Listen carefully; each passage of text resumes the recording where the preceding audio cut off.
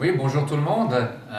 Je ne sais pas en fait ce que vous allez manquer. Donc je ne connais pas Morgane Régnier, je ne connais pas son sujet sur, je crois, la pratique du jeu de rôle et la politique. Donc je ne peux pas savoir ce que vous allez manquer. Par contre, je sais ce que vous allez avoir à la place, c'est-à-dire ma pomme, ainsi que mon sujet sur adapter le jeu de rôle à l'enfant. Donc oui, mon nom, San Steve, je fais partie notamment de 2D Sans Face, maison d'édition et de création de jeux de rôle helvétique. J'ai aussi publié dans Dissident, où j'ai tenu une rubrique, la rubrique Mon truc à moi, qui parlait justement de pratique et d'usage particulier du jeu de rôle. Et récemment, j'ai aussi pris ma carte membre chez Ars Ludendi. Et je suis donc venu avec un sujet que je trouve assez plaisant, c'est comment adapter le jeu de rôle à l'enfant. Comment faire pour qu'ils y jouent avec plaisir, comment faire pour faire découvrir le jeu de rôle aux enfants et que tout le monde s'y retrouve. Donc pas adapter, c'est adapter sa façon de jouer, sa façon de maîtriser, adapter son scénario, sa partie, bien choisir le système de règles, etc. C'est une conférence que j'ai déjà donnée dans un autre cadre l'été dernier lors du colloque sur le jeu de rôle qui s'est tenu à l'université Paris 13 sur le thème engagement et résistance. Donc ma présentation d'aujourd'hui, je vais parler en fait et partir des caractéristiques de l'enfant pour prendre un vocabulaire rôliste.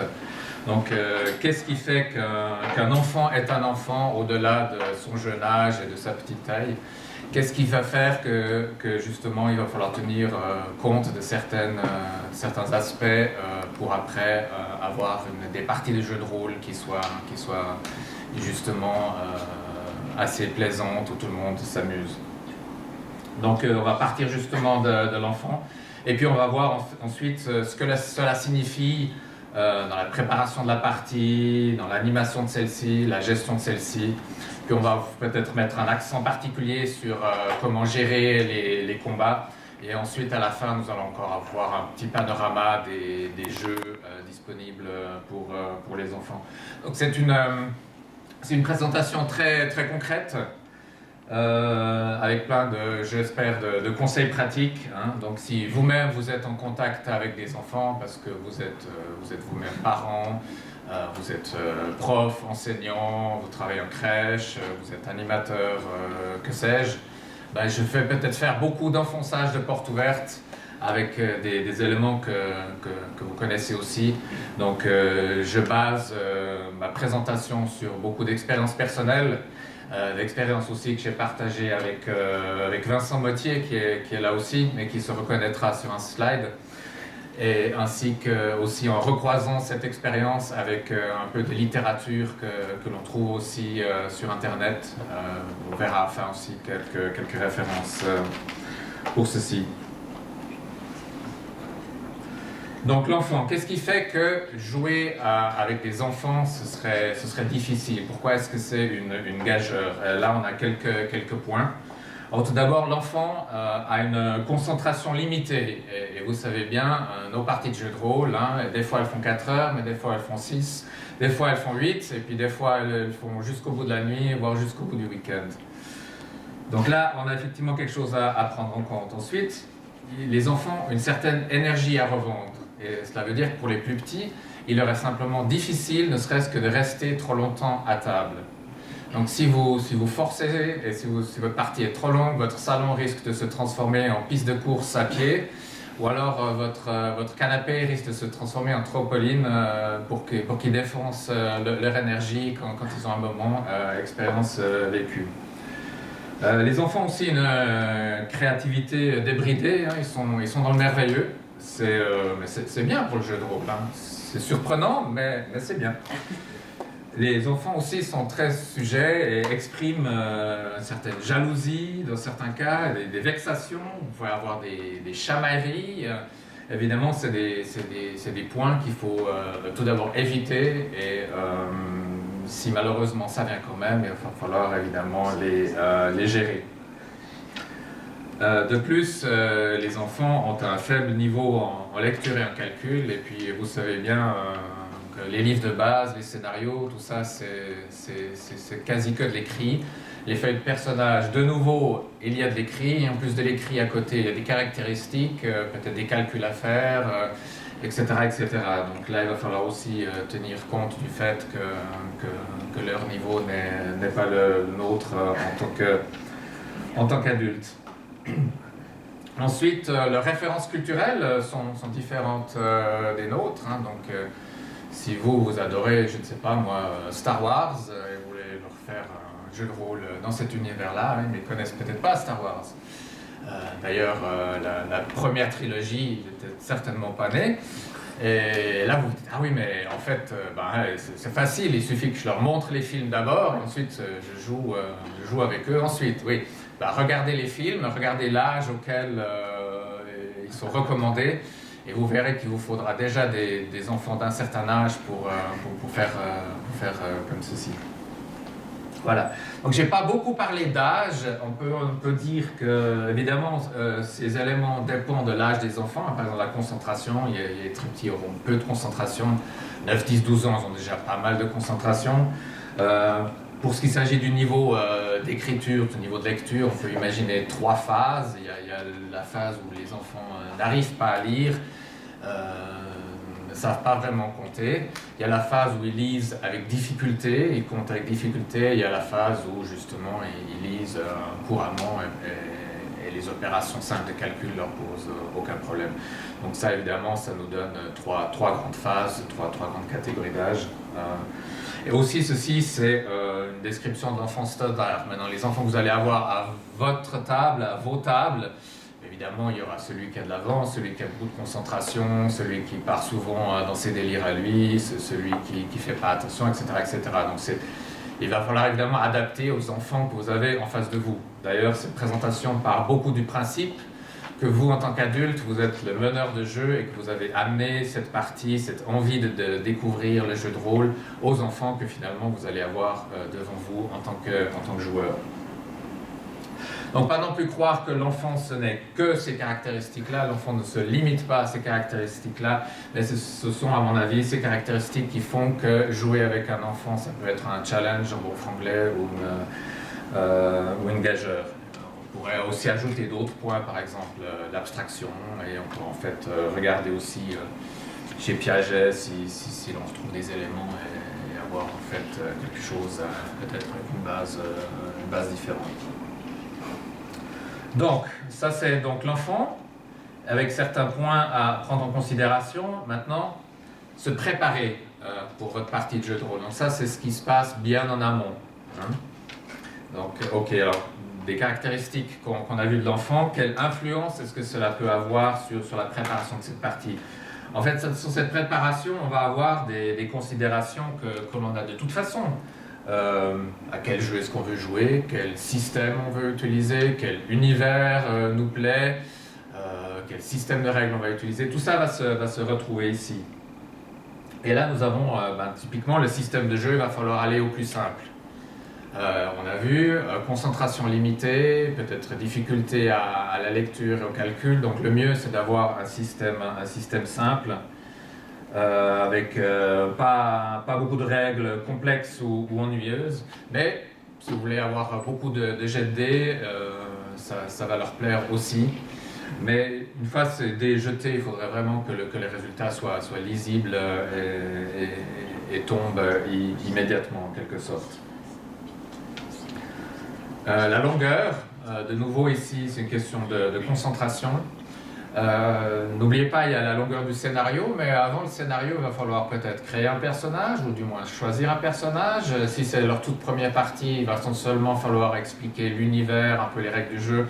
Il va peut-être encore expliquer ce qu'est un jeu de rôle, ce qu'est un meneur de jeu, ce qu'est un joueur, un personnage, et comment ça se joue, puis c'est un dialogue, et puis qui sont responsables de leur personnage, et que le meneur de jeu fait ceci, cela. Donc il y a aussi un temps en jeu qui va peut-être manger entre guillemets le budget de temps.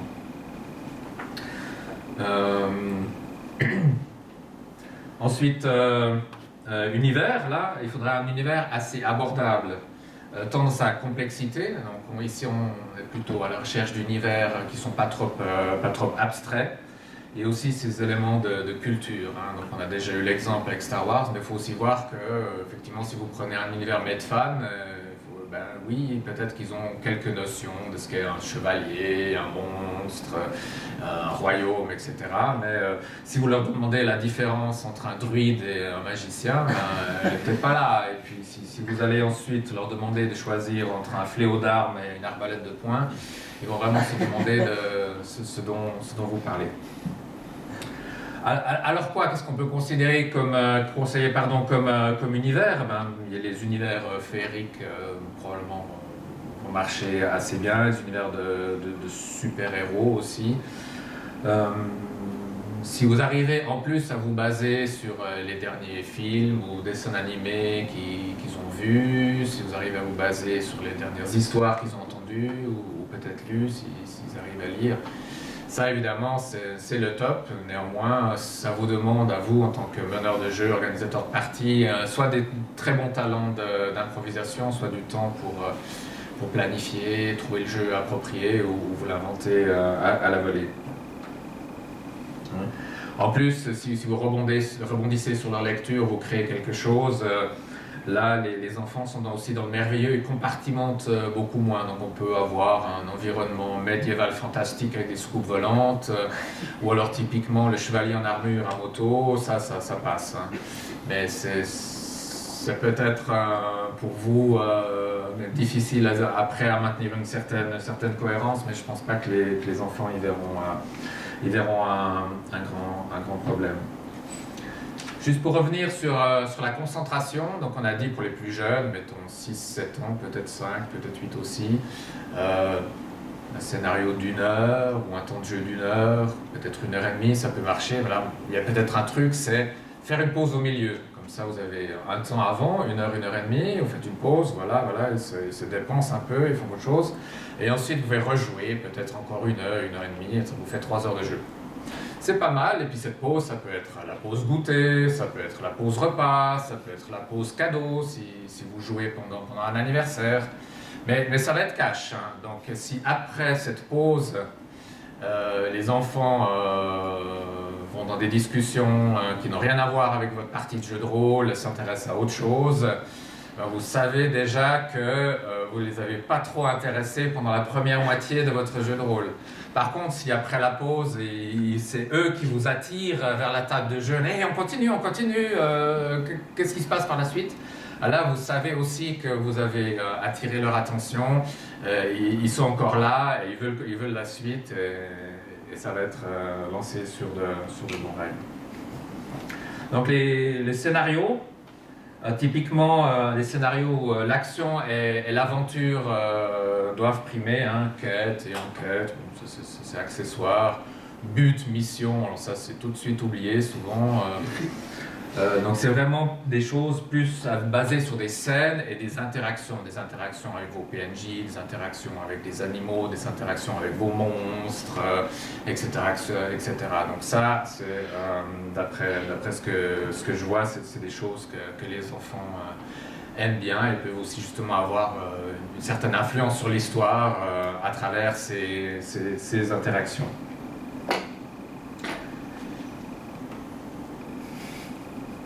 Donc se préparer pour la partie, la suite, mais là en fait on est peut-être juste avant la partie, avant que vous démarriez l'aventure. Et là c'est surtout la création de personnages.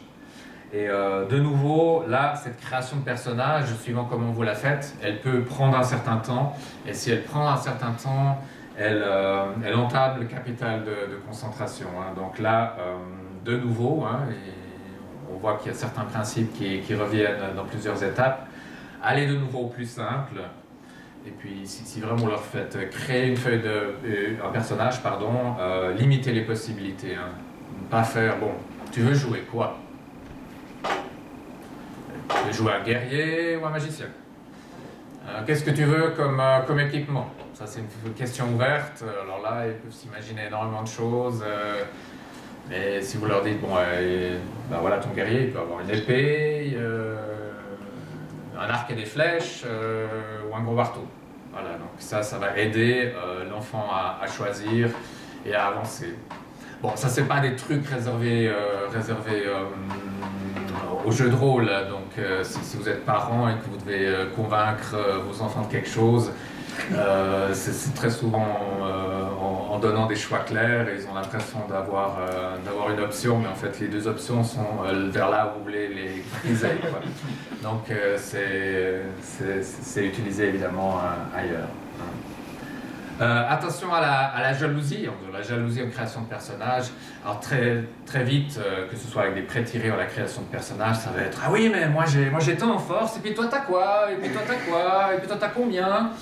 Alors, effectivement, si vous n'avez pas des personnages équilibrés, là, non seulement il y a la jalousie, mais il peut y avoir des moqueries. « Ouais, ton personnage il est nul, ouais, mon personnage il est pas bien. » Et puis ils vont encore lever la main, et dire « Ouais, mon personnage, je peux changer, etc. » Donc, il y a dans certains jeux, souvent des vieux jeux, où on tire les caractéristiques au dé. Ces jeux, ce genre de système, c'était déjà pas une bonne idée.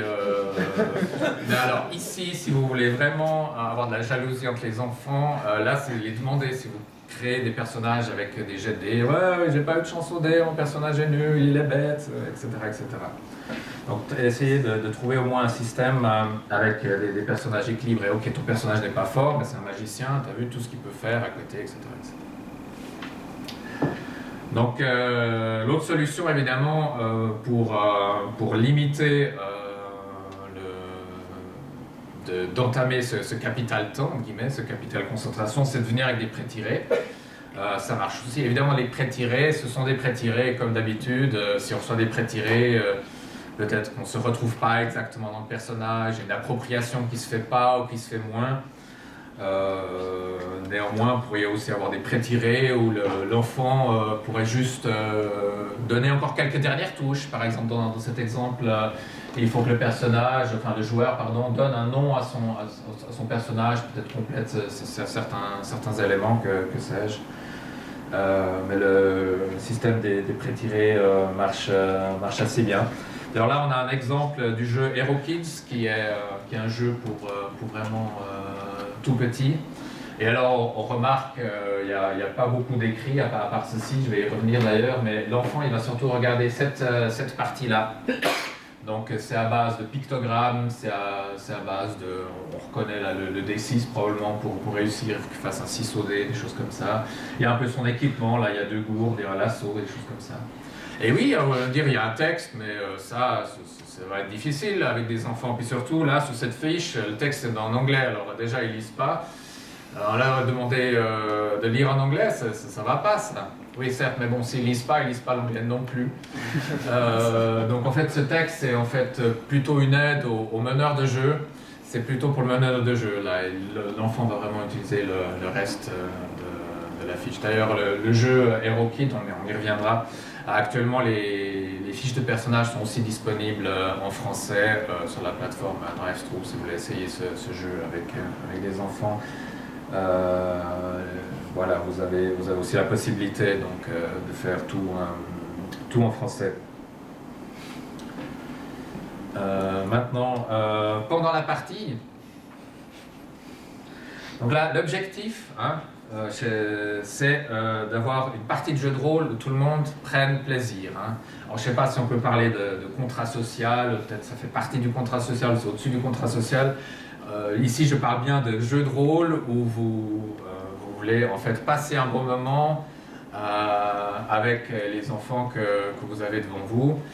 Il ne s'agit pas Ici, il ne s'agit pas de leur apprendre des choses, de leur faire découvrir le monde, de leur faire découvrir le travail en équipe, de leur découvrir la discipline, que sais-je.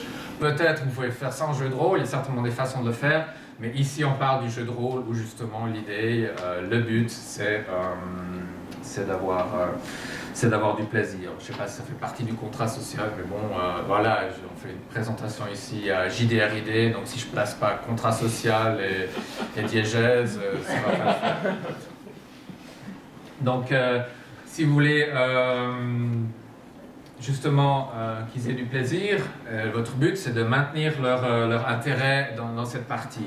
Et comment maintenir leur intérêt? Eh bien, il il y a ici quelques points. Alors justement, l'introduction. Hein.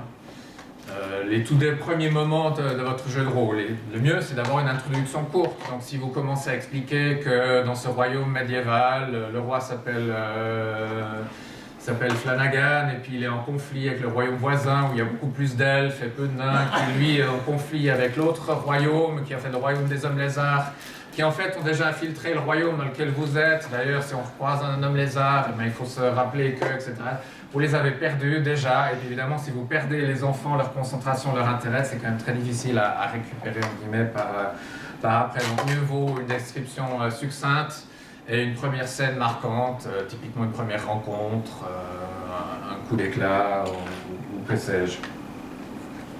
Maintenant, des descriptions plutôt en couleur, hein. Vous pouvez mimer des choses, vous pouvez dessiner des choses, vous pouvez changer de voix, un peu comme Vincent ici. Des descriptions aussi claires, hein. Ils n'ont pas votre vocabulaire, aussi, on y reviendra. D'ailleurs, c'est le point suivant, tiens. Donc, vocabulaire adapté, ça, je trouve que c'est l'un des points les plus difficiles. Donc, vous êtes MJ, vous avez un scénario à maîtriser, vous avez des enfants à charge, vous devez rebondir sur ce qu'ils disent, etc., etc. Et maintenant, en plus de tout ça qu'il faut faire en parallèle, il faut en plus penser à votre vocabulaire. Donc ça demande pas mal de concentration. Donc, mais c'est vraiment important parce que si vous n'avez pas votre vocabulaire adapté, vous risquez de manquer votre effet, tout bêtement.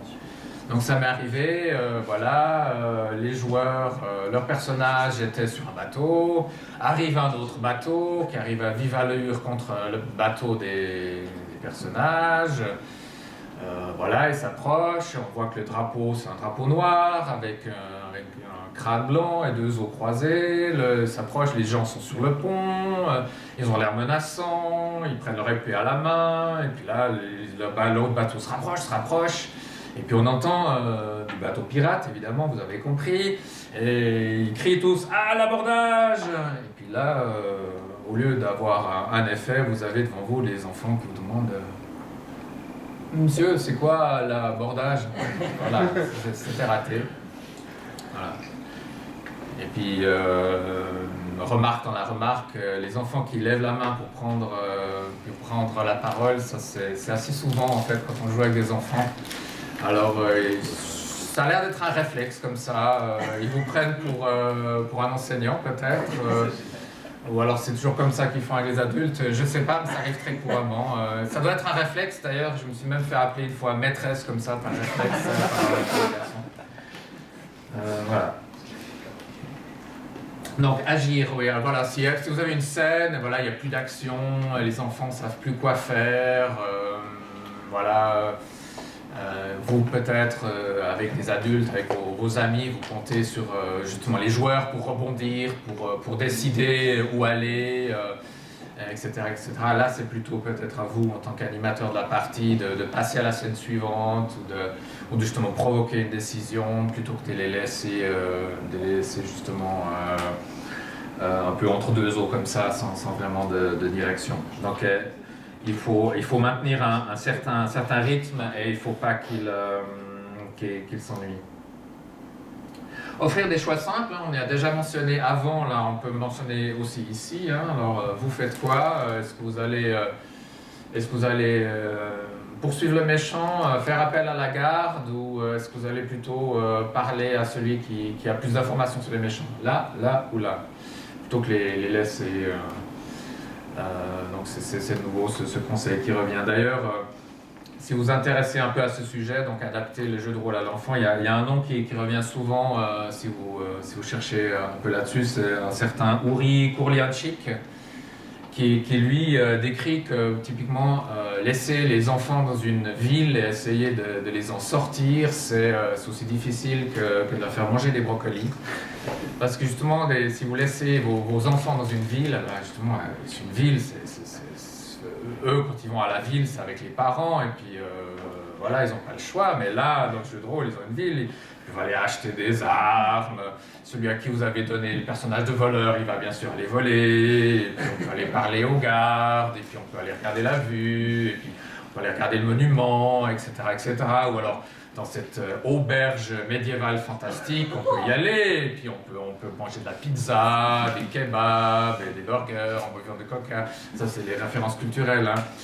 Donc voilà, là il y a beaucoup trop de choix, et puis ça demanderait un certain focus de la part du MJ pour les guider vers quelques options, sans à ce que ce soit un rail, vous leur laissez quand même quelques options. Rendre concret, ne serait-ce que les indices. Alors les indices, si vous avez des indices, il y a quand même une partie d'enquête, il faut bien insister sur ces indices, hein, quitte à les passer au marqueur, à mettre un gyrophare dessus, si jamais ils ne les trouvent pas, à réinsister, mais rendre concret, justement par des plans, vous pouvez utiliser des figurines, comme ça les voit qui est où par rapport aux autres, hein, ils ont moins d'abstraction que nous. Montrer des images, etc. Donc ça peut donner par exemple comme ce qu'on voit sur votre droite, là, des plans avec les monstres, les personnages, et là ils sont sortis d'une taverne, etc. etc. Donc gérer les combats. Donc là de nouveau, gérer les combats, ça se doit d'être vivant. Hein. Donc c'est une histoire interactive, hein, c'est pas un wargame. Eux, ce qui les intéresse, c'est le résultat de leurs forces, de leurs attaques, de leur pouvoir, de leur sort de magie. Ça, c'est beaucoup plus intéressant que la gestion des points de dommage, des points de vie. Ça doit être pour la MJ, justement. Donc, assurer le fun, c'est toujours votre priorité numéro 1 hein, pendant toute la partie. Et c'est pas le moment de se faire embêter par les règles. D'ailleurs, bah oui, ça va jamais être le moment de se faire embêter par les règles. Et assurer le fun avec les enfants, c'est en continu. Alors, ce qui va se passer surtout, c'est qu'ils voudront tous agir. Et bah, ce sont des enfants, et puis attendre, c'est quand même très, très difficile pour un enfant. Donc, le moyen plutôt, c'est vraiment d'avoir un système clair pour décider qui joue quand. Alors, souvent dans nos jeux, c'est grâce à l'initiative, on parle de celui qui a la plus grande initiative vers celui qui en a le moins. Mais là, vraiment, choisissez un système très clair, c'est peut-être le tour de la table, de gauche à droite, ou alors sur le plan, c'est d'abord ce groupe, puis ce groupe, etc.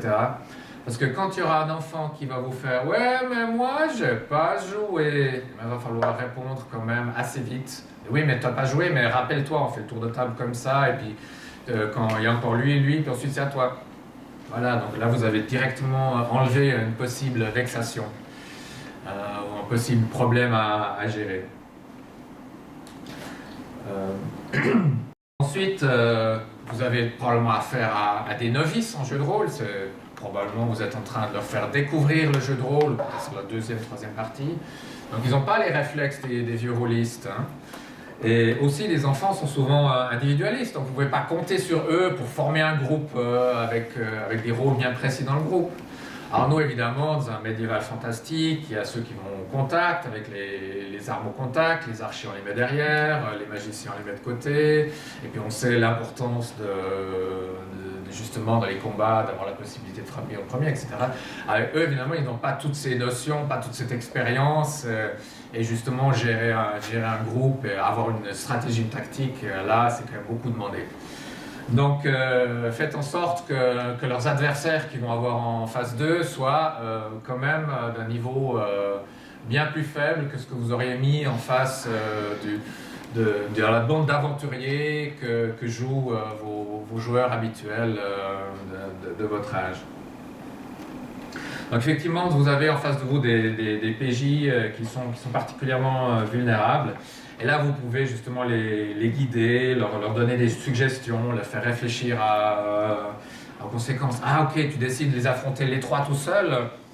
Tu penses que tu vas y arriver, tu sais, ils sont trois quand même, tu vois. Tu portes un coup sur un, puis tu en as deux là.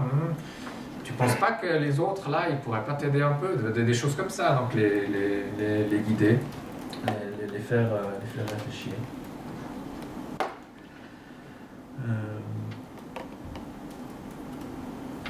Maintenant, violence et mort. Hein, ça arrive souvent dans nos parties de jeux de rôle que les PNJ qui meurent, ça c'est, je dirais presque en pagaille. Hein. Que les PJ meurent, ça arrive aussi. Alors ça c'est un sujet qui, je ne sais pas si on peut vraiment appeler ça un sujet difficile, mais c'est un sujet à débat en tout cas, sujet à caution peut-être. Ça dépend aussi de quelle vision vous avez de ce qu'il faut enseigner aux enfants. Faut-il les protéger du monde cruel là dehors jusqu'à ce qu'ils le découvrent par eux-mêmes, ou au contraire, il faut dès l'enfance justement leur amener la réalité. Voilà, ça dépend aussi un peu de votre vision de ce qu'il faut amener aux enfants. Alors ici j'en ai une, vous pourriez être d'accord, pas d'accord. Hein. Donc, et là, en fait, il se trouve que les enfants adorent le gore.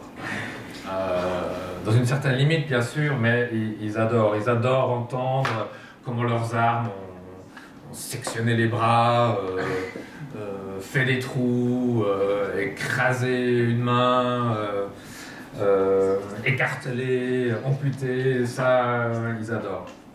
Alors, alors quoi? Ça veut dire que vous pouvez vous lâcher complètement, vous y allez, quitte à leur faire des cauchemars. Ouais, peut-être pas quand même, hein, sinon les parents vont pas être contents. Et non seulement les parents vont pas être contents, mais probablement l'enfant, c'est pas sûr qu'il va bien faire des jeux de rôle. Et puis peut-être c'était votre but, c'était d'évangéliser entre guillemets la nouvelle génération de rôlistes. Ah, c'est pas bon. Mais alors quoi faire? Alors une des suggestions aussi données par Uri Kulianchik, c'est justement utiliser beaucoup de métaphores et peu de descriptions purement anatomiques. Et notamment utiliser ça rend la chose amusante à la façon d'un vieux cartoon. Vous vous rendez compte que je suis en train de vous dire de rendre la violence et la mort amusantes. Hein, c'est voilà. Mais rappelez-vous, on est là dans une partie de jeu où il s'agit de se faire plaisir. Hein. Donc rendre rendre la partie, rendre la violence de façon amusante à la façon d'un vieux cartoon, ben justement on peut s'inspirer des vieux cartoons. Alors là il y a quelques exemples, et notamment si on regarde l'image du milieu, là on a le chasseur qui a l'air tout souriant, sans vraiment se préoccuper de ce qu'il fait, il tire vraiment dans la tête du canard là, de Daffy Duck.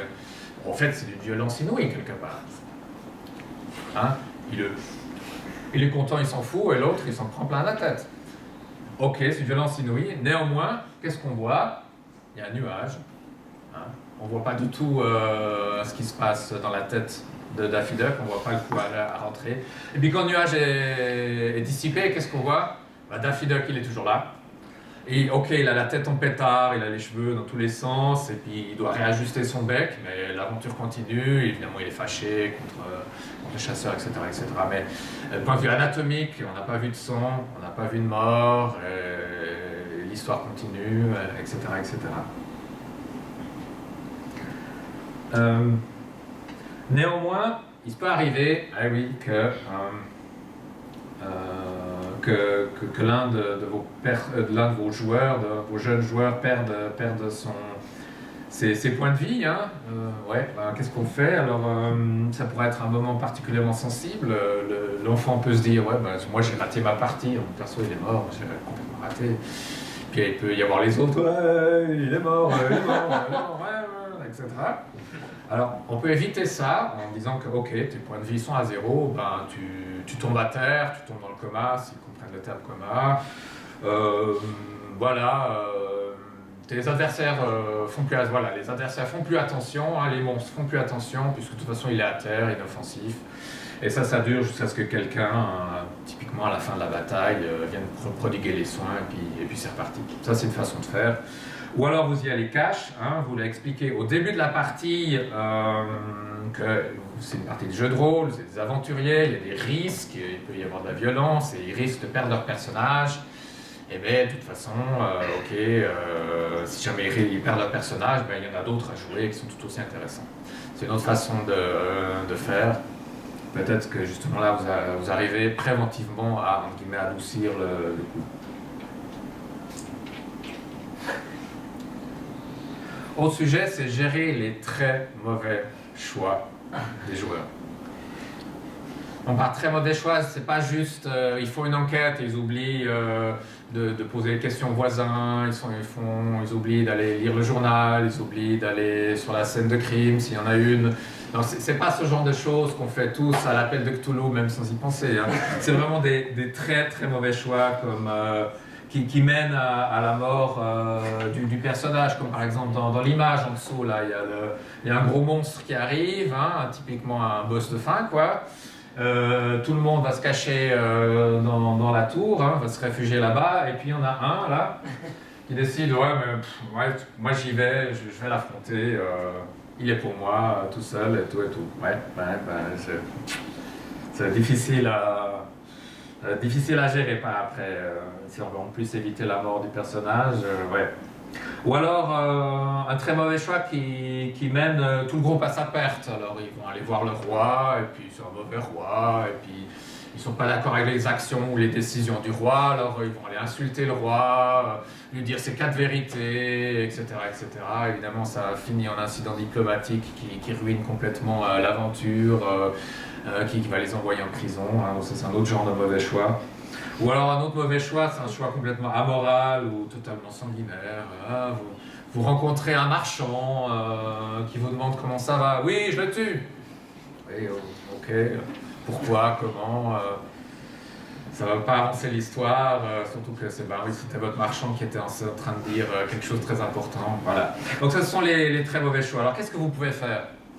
Alors est-ce que vous pouvez interdire non, toi, comme les autres, tu vas te réfugier dans la tour. Hop. Ou bien non, toi tu n'insultes pas le roi, ça ne se fait pas, point. Ou bien non, tu le tues pas. Ok, mais vous faites un jeu, c'est un jeu de rôle. Là, vous êtes en fait passé du jeu à plutôt l'éducation, où fais pas ci, fais pas ça des parents. C'est pas très dans la logique du jeu de rôle que d'aller imposer un choix à un joueur, mais c'est quand même un très mauvais choix et vous aimeriez bien qu'il en prenne un autre. Donc, qu'est-ce que vous pouvez faire? Vous pouvez faire en sorte que l'enfant réfléchisse aux conséquences. Okay? Tu sais que tu vas affronter le monstre tout seul, tu crois que tu es de taille. Tu n'aurais pas besoin d'aide ou... Ok, tu vas aller insulter le roi, mais tu penses qu'il va se passer quoi si tu insultes le roi? Vous pouvez même faire appel aux autres autour de la table. Hein. Et puis là, vous pouvez utiliser certaines choses à l'inverse. Là, il y a votre petit camarade, là, il essaye de se faire le monstre tout seul. Vous pensez quoi? Vous pensez vraiment qu'il va y arriver? Non, il ne va pas y arriver. Bon. Voilà, donc faire réfléchir aux conséquences, proposer des alternatives aussi. Ouais, mais tu vas faire ça, ou tu aurais pu faire ça aussi. Qu'est-ce que tu en penses? Qu'est-ce que tu choisis? Qu'est-ce qui va arriver dans un cas comme dans l'autre? Et bien sûr, donner toujours la possibilité à l'enfant qui fait un très mauvais choix de changer d'avis, puisque c'est évidemment ce que vous voudriez bien qu'il fasse. On pourrait aussi utiliser un PNJ à bon escient, hein, un PNJ qui a un conseiller pendant qu'ils sont en train de commencer à insulter le roi. Il y a un PNJ qui arrive, messire, ça ne se fait pas, vous risquez de finir en prison, voyons.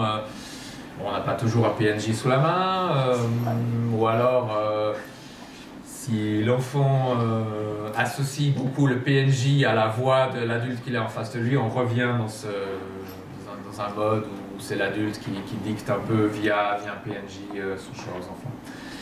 Ça peut s'utiliser, mais peut-être faire juste peut-être un petit peu attention. Voilà. Ok, alors, mais à quoi on joue? À quoi on joue en fait? Il y a assez peu de jeux dans le commerce pour les enfants. Ici, j'ai un petit panorama. C'est pas forcément un panorama exhaustif. Peut-être qu'il y a eu d'ailleurs de nouveaux jeux. J'ai aussi essayé de me limiter aux jeux qui sont édités, qui sont disponibles dans le commerce. Il y a évidemment plein de jeux qu'on peut retrouver sur Internet, à compte d'auteur ou des choses comme ça.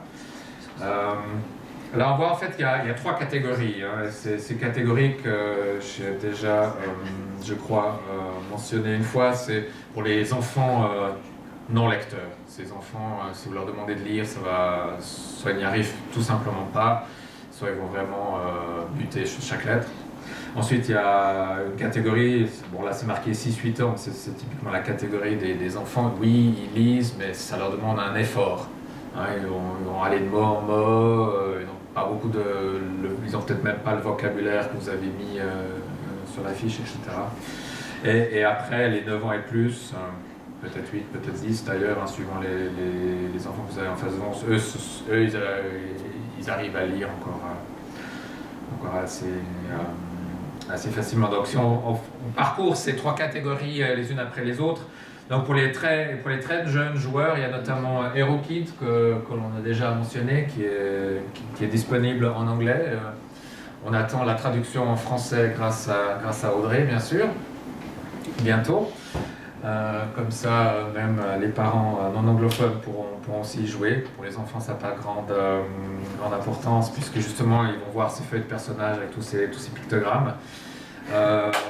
L'auteur dit que HeroKid se jouerait de 4 à 10 ans. Ce sont des scénarios médiéval fantastiques, enfin c'est un univers médiéval fantastique, où des enfants doivent aider des adultes à les sortir du pétrin. Et vous savez, avec des scénarios vraiment bien divisés en scénettes, avec des plans, tout ce qu'il faut, et il y a des scénarios d'une demi-heure, il y a des scénarios d'une heure et demie, etc., qui sont aussi disponibles tout de suite. Hein. Donc ça aide aussi le parent qui n'a peut-être pas tout le temps de préparer sa partie. C'est du matériel vraiment directement utilisable. Il y a un jeu qui est sorti récemment que je n'ai pas pratiqué moi-même qui s'appelle Petit détective de monstres, hein, c'est celui-là. Et alors là c'est assez ambitieux puisque les règles disent qu'on pourrait y jouer à partir de 3 ans déjà. Alors, si quelqu'un essaye, je suis très intéressé par un feedback. Ça peut se faire, hein, mais c'est quand même des scénarios très très simples. Hein. Dans ces petits détectives de monstres, il faut, avec des indices, identifier le monstre qui est dans cette pièce, cette maison, ce quartier, que sais-je. Je crois que c'est plutôt des pièces ou à la maison. Et une fois que ce monstre a été identifié, il faut le vaincre. Il faut le combattre ou en tout cas faire en sorte que c'est plus une menace. Ensuite, on a cette deuxième catégorie pour les 6-8 ans. Alors là, il y a surtout ces 2 jeux du 7e cercle. Il y a Conte ensorcelé où justement les enfants vont jouer des petits sorciers, des petites sorcières. Ils ont aussi une feuille de personnages très très simple. On va leur demander de juste écrire je crois leur nom et puis un adjectif de comment est leur personnage et quelques caractéristiques. Et voilà. Il y a le magicien d'Oz, donc l'idée c'est qu'ils voient en film ou qu'ils entendent parler, ou on leur raconte l'histoire, ou ils lisent le magicien d'Oz, et ensuite on fait qu'est-ce qui se passerait si vous étiez vous les personnages du magicien d'Oz. Ça permet justement de rentrer dans une histoire, dans un univers qui commencerait à connaître justement.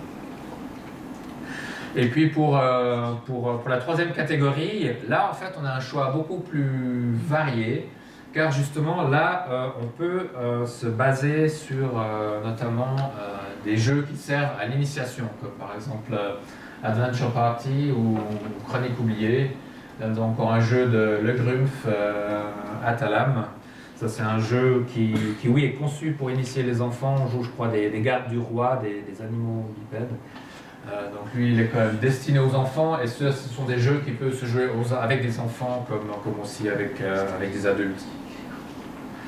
Donc si on veut parler de game design, on voit que pour les 2 premières catégories, il y a des game design très spécifiques. Ils ont pensé le jeu de bout en bout, les règles, le système, l'univers, les scénarios. Avec la 3e catégorie, là on a peut-être des jeux qu'on peut utiliser qui n'ont pas un game design spécifique autre que justement être des jeux pour de l'initiation.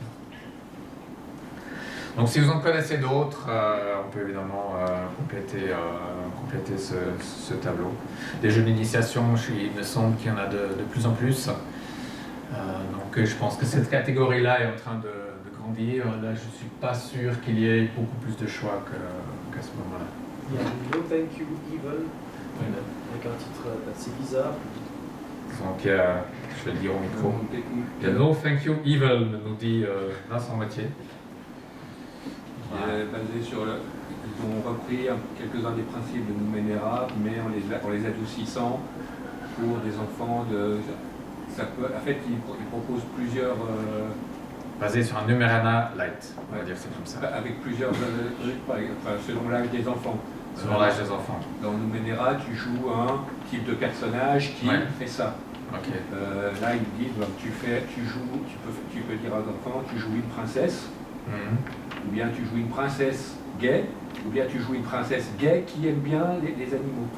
Ok. À 3 ans, c'est. À 3 ans, c'est la princesse. Ah, ok, comme ça, voilà. Selon l'âge des enfants.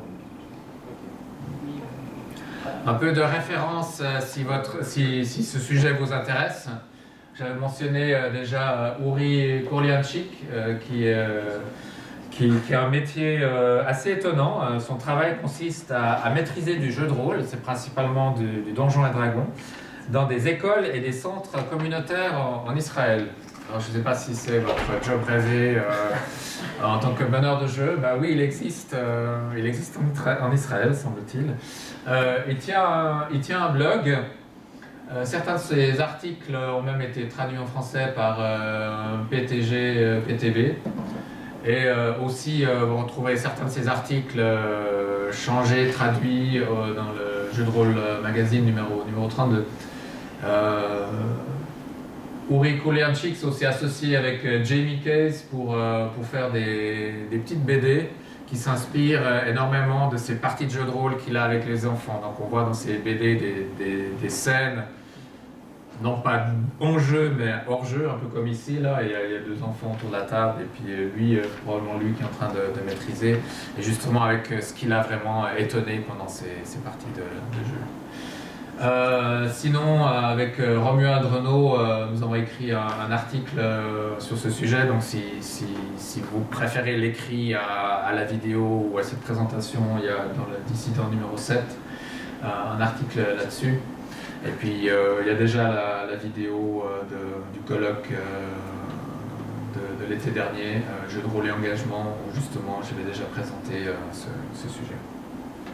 Donc, si pour vous, vous pensez avoir perdu votre temps dans ces 40 minutes, vous pouvez repasser la vidéo en accéléré, comme ça vous en perdez moins. Voilà, donc les parties avec les enfants seront probablement les parties dont vous vous souviendrez le plus. En tout cas, vous aurez parmi les idées les plus saugrenues qui vont vous arriver. Hein. Vous aurez notamment un français très créatif. Hein. J'ai maintenant le verbe escroquer, qui me semble être une combinaison entre estorquer et puis escorter. Donc il voulait escorter un marchand tout en essayant de lui subtiliser des choses. Peut-être vous en reviendrez sourd de ces parties, hein, ça peut aussi crier autour de la table. Voilà, mais en tout cas, c'est probablement des parties aussi assez épuisantes, mais c'est aussi une grande récompense après les voir jouer entre eux, ou après les voir réclamer à d'autres adultes une partie de jeu de rôle pour leur anniversaire, et de voir un autre adulte se dépatouiller avec le même sujet. Voilà, je vous remercie pour votre attention. Évidemment, la séance est ouverte aux questions, si vous en avez. Oui. On fait le tour de table, on fait quoi? On fait de droite à gauche. J'ai pas encore parlé. Juste une question. Concernant la mort et la violence, tu as dit que d'un côté ils aimaient bien le gore, mais de l'autre côté il fallait faire un côté cartoon. Ouais. On a fait quelques images. Dans les images, effectivement, il y a des trucs qui sont assez violents, mais très cachés, très suggérés. Et concrètement, il n'y a ni gore ni mort, vraiment. Après, il remet son bec et puis il est très bien, Daffy Duck. Voilà. Dans quelle mesure, Donc ils aiment le gore, ça peut... Voilà, alors qu'est-ce qu'on entend par gore? Donc ils aimeraient bien le savoir comme ça, ils aimeraient bien, mais en fait on va pas aller jusqu'au bout. Et puis on va plutôt leur décrire des choses comme ça, sans parler de viscères, de sang et de salaire. Donc on rentre juste pas dans le médical voilà. physique, quoi. C'est juste, voilà, on suggère le truc. On suggère beaucoup de choses, oui. On fait des métaphores. Ok, d'accord. Moi j'ai déjà joué avec des enfants et je me demande, un problème que j'ai eu, c'est gérer la triche. Je sais pas si comment tu as déjà été confronté à ça et comment tu as géré ça. C'est vrai que ouais, il y a eu des enfants qui voilà, ils rejettent les dés vite derrière. Ouais, ça se voit assez souvent. Alors, leur faire remarquer que c'est pas forcément drôle, c'est pas forcément équitable vis-à-vis des autres enfants, et puis même un jet raté, dans certaines circonstances, ça peut amener à des choses dans la partie, quoi. Mais c'est un peu triche, et puis si ça passe vis-à-vis la plus grande difficulté à mon avis, c'est est-ce que ça passe vis-à-vis des autres enfants autour de la table. Parce que si les autres enfants remarquent, ouais, il a triché, et puis bon, là vous avez un problème de gestion de justice, parce qu'ils ont un sentiment de justice assez, une demande de justice assez élevée. Hein. Donc je regarderai surtout qu'est-ce qu'il faut faire par rapport aux autres joueurs autour de la table. Si jamais une solution, ça m'était arrivé aussi, j'ai utilisé du coup un gros dé en mousse. C'est beaucoup plus difficile à tricher avec un gros dé en mousse parce qu'il est très visible et du coup on voit le résultat même s'il essaie de le reprendre et de le rejeter. C'était des enfants de 5 ans donc c'est une solution. Si on a un gros dé en mousse, ça marche assez bien. Voilà, mais peut-être ils le font une fois, puis on fait une remarque, et puis on leur dit que justement on fera bien attention la prochaine fois qu'ils jettent les dés, puis peut-être ils recommenceront, peut-être pas plus, mais moins, quoi. Mais je pense que la difficulté, c'est gérer ensuite ce qui se passe autour de la table entre les enfants. Moi, ce que j'avais fait, c'était en fait, j'avais été vraiment intransigeant et j'avais fait d'office rater l'action qu'elle était en train d'entreprendre. Et il y avait eu pas mal de vexations. Ah oui, ça c'est le problème, c'est la vexation là. Ouais. Voilà. Tu peux rechercher le problème, tu te donnes 3 triches à tous les autres enfants une fois pendant la partie. Ouais. S'ils le remarquent. S'ils le remarquent, oui, s'ils le remarquent, c'est peut-être une façon. S'ils le remarquent et puis qu'ils commencent à non seulement avoir vu, mais à faire la remarque et à vouloir quelque chose. Ouais, c'est une possibilité, ouais. Tu en as parlé sur la mort et la violence et globalement sur les impacts sur les parents qui doivent gérer l'après de la partie. Est-ce que ça s'est déjà arrivé d'avoir des retours, je pense plus à l'angle politique ou les idées véhiculées par ton scénar? Est-ce que tu as déjà tes parents qui sont revenus en disant ouais mais tu les as transformés, je sais pas moi, en fachos ou en anards ou tu vois, où est-ce qu'ils sont devenus ultra droitiers, enfin voilà, est-ce que tu as déjà eu des gens qui se sont posés cette question-là? Comment est-ce qu'ils tournent aux gamins ce MJ? C'est très intéressant.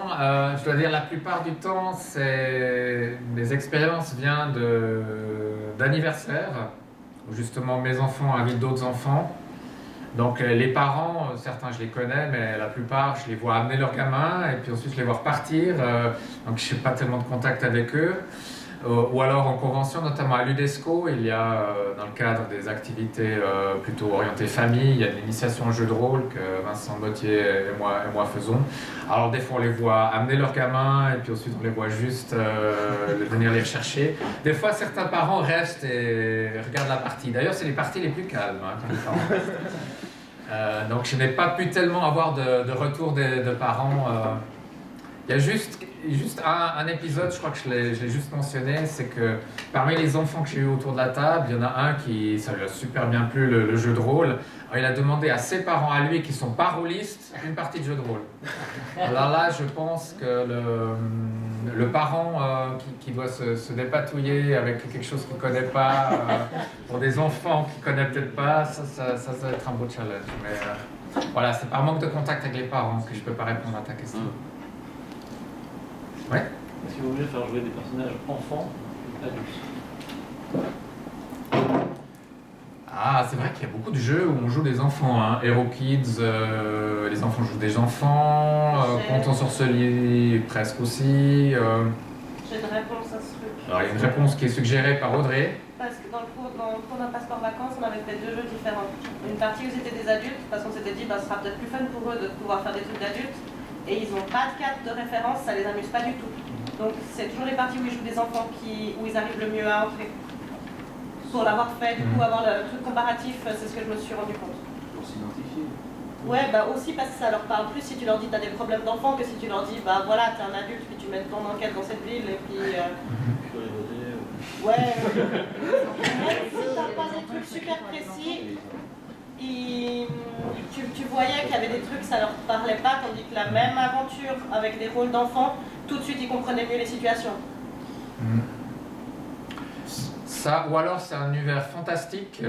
Et dans cet univers fantastique, la différence qu'il pourrait y avoir entre les enfants et les adultes, elle est beaucoup plus floue. Donc, rentrer dans un personnage magicien, un personnage guerrier, il ne se pose même pas la question si son personnage est un enfant, un adolescent, un adulte. Voilà, si c'est vraiment assez éloigné de leur monde à eux, ça marche aussi. Je pense aussi que ça dépend de l'âge. S'ils sont déjà un peu plus âgés, on peut se permettre alors de faire des adultes, tandis que les plus petits, c'est vrai que comme ils ont une moins grande capacité d'abstraction. Ouais. On attend pour une dernière question. C'est plus une remarque, j'ai aussi l'habitude de jouer avec des enfants. Et du coup, j'ai eu plus de difficultés à jouer, enfin pas la violence, mais c'est plus les relations amoureuses en fait. Alors, sans parler de sexualité évidemment, mais juste un couple qui fait des bisous, ça a été le drame à la table. Alors que découper des bras, aucun souci. Ouais. Et puis pour revenir sur ta question, moi j'ai eu plus de problèmes quand je me suis auto-censuré quand j'avais des parents à la table, alors que quand il n'y a que les enfants, je peux aller beaucoup plus loin en fait. Ok. Voilà, donc les enfants n'ont pas de soucis et les parents n'ont pas de retour. Je sais que quand les parents sont là, je réfléchis plus parce que je sais que les parents peuvent peut-être me reprocher des choses. Je l'ai pas senti, je l'ai jamais eu. Pour juste revenir à justement ton exemple avec des relations amoureuses ou juste des émotions en fait, c'était entre PNJ, entre un joueur et un PNJ ou entre deux? Ouais, c'était deux PNJ, c'était un couple qui avait disparu parce que le papa ne voulait pas que son fiston sorte avec la paysanne du coin. Et voilà, ils sont allés la chercher.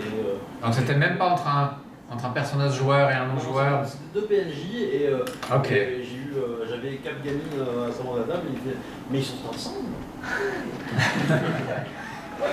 Et pourtant c'est je pense le cas le plus anodin parce que si en plus on implique les personnages joueurs là c'est vrai que c'est compliqué quand même. Juste une remarque là pour tes références de jeu. Là où il y a No Thank You Evil qui a déjà été cité. Tu as Le Brume qui vient d'en traduire un, qui vient de sortir. Il vient de sortir ou il est encore à sortir? Il vient de sortir en Chibi. Voilà, la série dans la collection Chibi qui s'appelle Donjon sans façon. Je mettrais, si on prend ta classification 6-8, j'hésite entre est-ce que c'est pour les. Enfin 6 peut-être pas, mais 7-8. Ok, bah on va le découvrir, on va peut-être le tester. Si je me rappelle bien, Hero Kids, ils ont aussi sorti des add-ons pour faire autre chose que de la fantasy, faire de la science-fiction ou des super-héros. Ok. Alors je sais pas s'il permet le monsieur on va là. couper pour la dernière. C'est la censure. Sur les timings. Ouais. Heureusement que c'est des adultes. Par contre, Sam reste disponible pendant la pause, j'imagine. Ah ouais. Et on se retrouve pour la troisième et dernière conférence à 8h30. Donc d'ici peu. Merci. Et encore merci à Sam.